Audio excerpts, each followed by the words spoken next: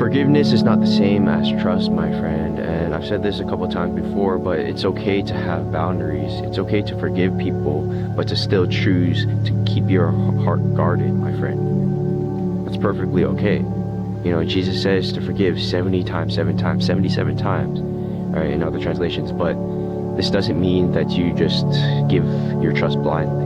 In the same way, he doesn't ask you to blindly trust him, my friend.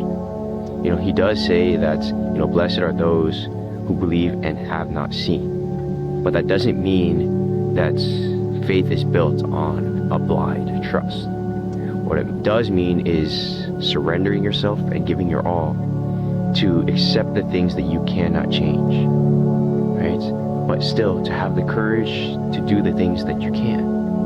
And so what that means is it's important that you know yourself and to know your worth. Right, just as much as you value anyone else or as you value God. You know, it's all connected. There's no one that's higher than the other, except, obviously God. When it comes to you and your neighbors. Okay, and so it's okay to learn how to forgive. It's a hard thing, actually. Right, that's why he asks us to do it unlimited amount of times. Unconditional forgiveness and mercy, as that is his greatest virtue. Right, having mercy on us sinners, and that is the first hard step. But it doesn't mean just because you love this person, they're your weakness, that you just blindly have to go back to the way that things were. That's not the point of forgiveness, my friend. The point of forgiveness is that things change. That we begin to heal. You can't heal by going back to the way that things were that created this environment to start with, right, my friend? And so you need to learn how to forgive, yes, but you also need to learn how to set those boundaries.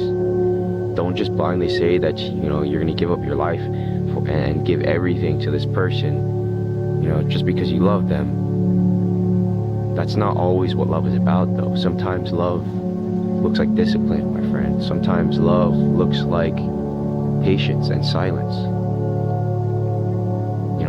That's how the Lord loves us. Think about how in your life he doesn't just always answer all of your prayers or give you everything that you ask for. Because he's always gonna know what's best for you, what you actually need, not just what you want, my friend. Because if you actually got everything that you want, you probably wouldn't be where you are today.